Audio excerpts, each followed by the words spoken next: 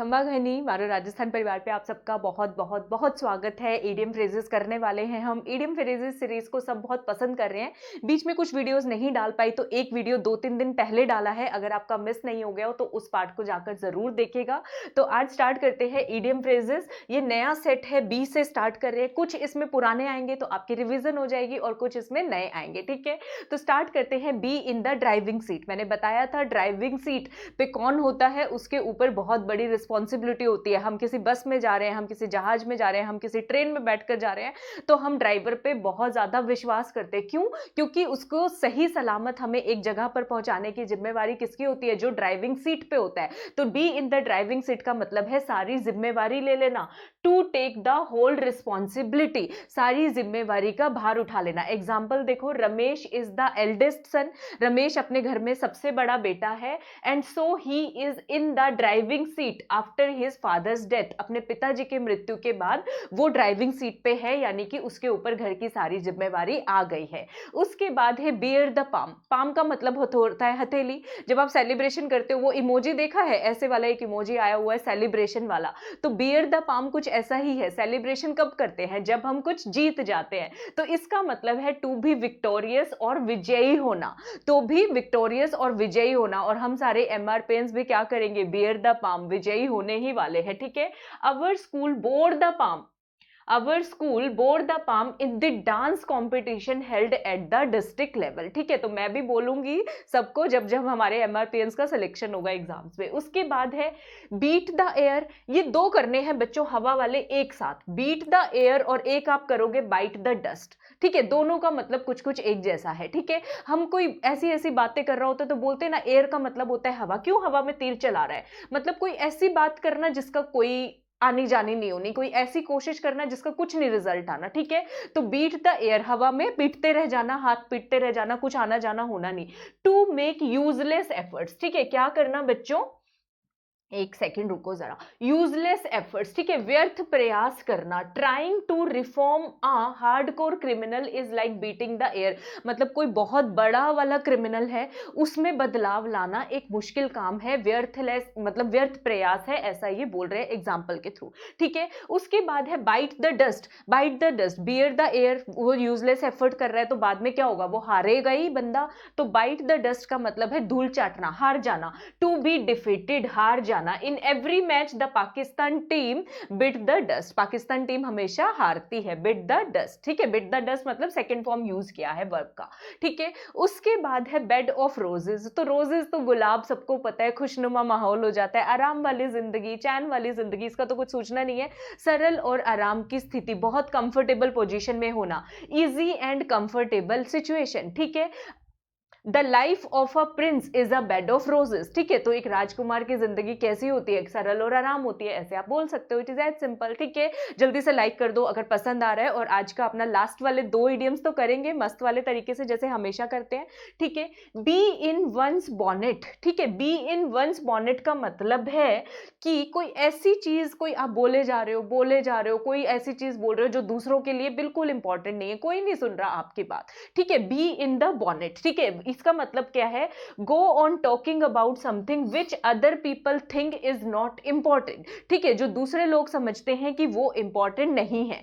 She has a bee in her bonnet, मतलब उसके पास कुछ आइडिया है ऐसा, जो कि about recycling of waste material, जिसको कि ये टॉपिक बहुत इंपॉर्टेंट है लेकिन दूसरे बंदे इसकी कोई वैल्यू नहीं कर रहे। बी इन द बॉनेट मतलब कोई ऐसी बात करना जो दूसरों के लिए इंपॉर्टेंट ना हो, ठीक है। उसके बाद है बिहाइंड द सीन, मतलब बिहाइंड द कर्टेन। जैसे मैं बताती हूँ, अनअकैडमी की टीम पीछे से काम करती है, बिहाइंड द सीन, पर्दे के पीछे उनके भी एफर्ट्स है, मारो राजस्थान में बताती हूँ ना। तो ये इसका मतलब है सीक्रेटली, पीछे से छिपे हुए रूप से, ठीक है। और एक और किया था ऐसा ऐसा हमने, बैक स्टेयर्स वाला, बैक एंड स्टेयर्स मतलब कि पीछे के दरवाजे से सही तरीका ना हो और कोई फायदा उठा लेना, इंटरव्यू वाला हमने पॉइंट किया था, अगर याद हो तो ईडियम, ठीक है। The minister is the mastermind behind the scene and the police are arresting small fries. Police जो है छोटे छोटे लोगों को पकड़ रही है, जो बड़ी मछली है वो पकड़ी नहीं जाएगी, कहने का मतलब ये है, ठीक है। उसके बाद है बिलो द बेल्ट। ठीक है। अब इसको याद करो, बेल्ट का यूज किस लिए होता है, वेस्ट के अराउंड पहनने के लिए यूज होता है, वेयर करने के लिए यूज होता है, लेकिन बिलो द बेल्ट का आप ऐसे याद करो, बेल्ट का कोई और यूज कर रहे हैं। पिक्चरों में देखते थे सीता और गीता, पीटने में भी यूज करता था, वो सीता को मारता था जो गुंडा विलन होता था। ठीक है, तो इसका मतलब है बिलो द बेल्ट, गलत तरीके से किसी को प्रहार करना, गलत तरीके से किसी को हिट करना।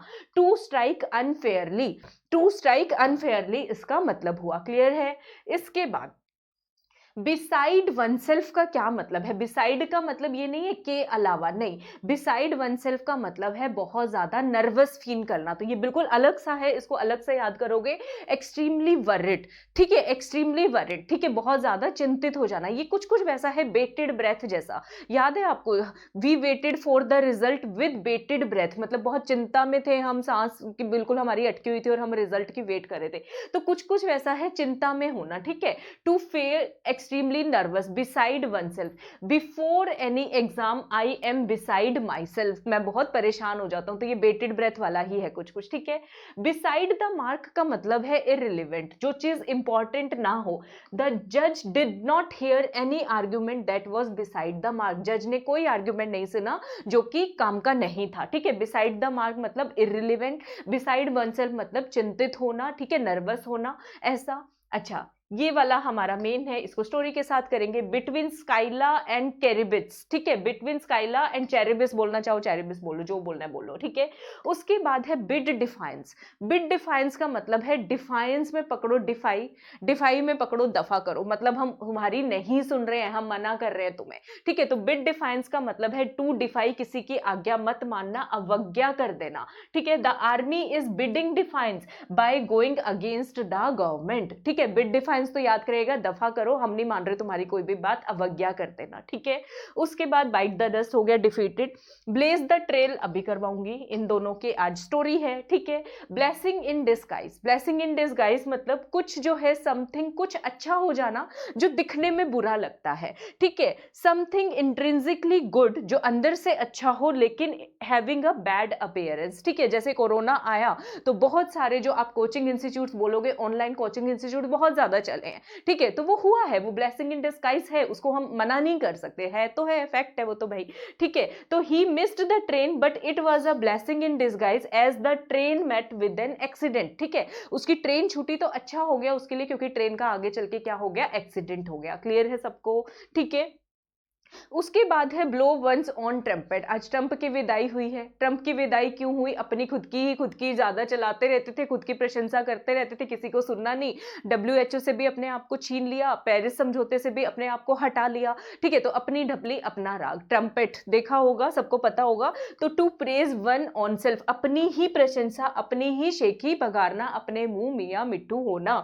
ठीक है, ठीक है, Trump always blows his own trumpet and denounces the other political party। Exactly ये ट्रंप ने किया है, तो ये तो सही वाला फिट बैठ गया, मस्त वाला। ठीक है, उसके बाद है ब्लू स्टॉकिंग।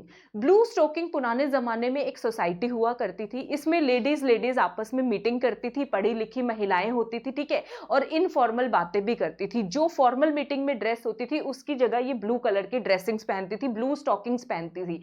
तो तब से ये ईडियम बन गया ब्लू स्टॉकिंग। तो ब्लू स्टॉकिंग का मतलब होता है एक पढ़ी लिखी an educated intellectual lady.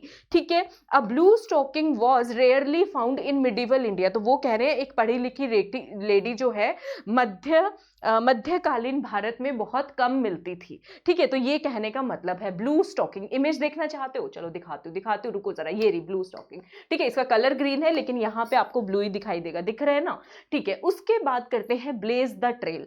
Blaze the trail use होता था जंगल में कहीं आप जा रहे हो, ठीक है, रास्ता साफ करते चले जा रहे हो, आगे से झाड़ियां वाड़ियां सब हटाते चले जा रहे हो, तो रास्ता बनाते चले जा रहे हो अपने लिए, तो वहां से ये आया है ब्लेज द ट्रेल। ठीक है, ये इडियम कहां से आया है? वहां से। To be pioneer and make path for others, दूसरों के लिए रास्ता बनाना। ठीक है, only a man of iron can blaze the trail. ठीक है, India blazed the trail by making corona vaccine successfully, आप ऐसे भी बोल सकते हो। ठीक है, तो कुछ चीज में विजय प्राप्त कर लेना, दूसरों के लिए रास्ता बनाना, उसको क्या बोलते हैं? ब्लेज द ट्रेल बोलते हैं। ठीक है, उसके बाद है बिटवीन स्काइला एंड चैरिडिस, बोल लेते हैं इसको, कैरिडिस बोल लेते हैं। ठीक है, बिटवीन स्काइला एंड कैरिडिस। ये क्या होता था बच्चों? अपने भारत में देखा है बहुत सारी जगह जगह पे, कुलधरा गांव में नहीं जाना, भूत आ जाएंगे, ठीक है। तो पुराने जमाने में ज्यादातर यात्राएं कैसे होती थी, समुद्र से होती थी, ठीक है। सी मार्ग, सड़कें वड़के थोड़ी थी उस टाइम पे, इतनी तो नहीं हुआ करती थी, तो समुद्रों से भी कहानी जुड़ी हुई होती थी, ठीक है। एक कहानी में उसमें बोलते थे समुद्र की देवी है या ये वो है, एक को बोलते थे स्काइला, एक को बोलते थे कैरिदिस, और इनको डेंजर माना जाता था, ठीक है। दोनों ही डेंजर हैं, तो कौन से समुद्र से जाएं, कौन से रास्ते से जाएं, तो ये कहते थे जो कम डेंजरस है ना उसको चुन लो। मतलब आजकल सारी पॉलिटिकल पार्टियां एक जैसी हैं, हमें चुनना होता है तो किसको चुनते हैं हम, यही बोलते हैं दो बुरी हैं, दोनों में से कम बुरी को चुन लो। तो वैसा वैसा ही है बिटवीन स्काइला एंड कैरिदिस, ठीक है, बिल्कुल वैसा वैसा है। मतलब कि बिटवीन टू ग्रेट डेंजर्स, इधर जाओ तो कुआं, इधर जाओ तो खाई, वो वाली सिचुएशन है, दोनों ही तरफ डेंजर्स हैं। तो वहां से ये ईडियम बन के आया है। देखो इसकी जो इमेजेस बनी हुई है ये देखो, ठीक है, ये एक शीप उसमें जा रहे हैं, समुद्र के अंदर जा रहे हैं, और इनके आगे बड़ा सा डेंजर है और ये लोग इसमें धंसते चले जा रहे हैं, स्काइदा और कैरिदिस, ठीक है। दूसरा देखोगे तो ये देखो, ये उसको ना as a animal, as a खतरा दिखाया हुआ है, और ये इंसानों को निगलता हुआ। तो ये स्काइला कैरिदिस वाली ही सिनेरियो है, ठीक है। इसका एग्जाम्पल देखें, इसका एग्जाम्पल देखते हैं भाई, कहाँ गए, रुको रुको रुको। हाँ, बिटवीन टू ग्रेट डेंजर्स, दो बड़े बड़े खतरों में फंसना, दो बड़ी बड़ी कठिन परिस्थितियों में फंसना। She is between Scylla and Charybdis, ठीक है। क्यों क्यों क्योंकि if she obeys her mother in law, अगर अपनी सास का कहना मानती है, she will lose her job, उसकी नौकरी जाएगी, ठीक है। इफ शी डजंट, अगर वो कहना नहीं मानती है, she will lose her family. तो लड़की का जीवन जो है कभी कभी ऐसा बहुत डेंजरस भी हो जाता है, ठीक है। तो आई होप आपको आज के ईडियम फ्रेजेस पसंद आए होंगे। प्रतिबद्ध सीरीज चलती है, डेली 8 बजे वीडियो आता है राजस्थान की नदियों पे, टॉपिक और टेस्ट साथ साथ हाथों हाथ। 9 बजे इसका टेस्ट होता है, आप लोग MRP 10 कोड लगा के ज्वाइन कर सकते हैं।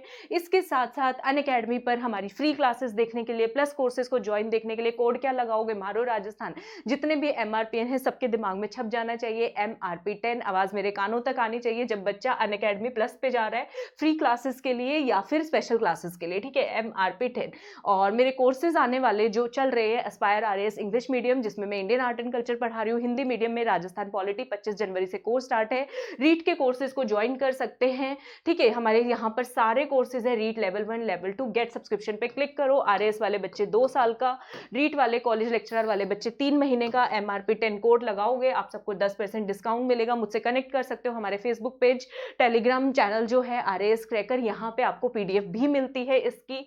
और क्या बताऊं आपको, और last but not the least, video को क्या कर दो, वीडियो को लाइक सब्सक्राइब शेयर ठोक दो, मस्त वाला झटैक वाला, ठीक है। तो अगली वीडियो में मिलती हूँ। Thank you so much, take care.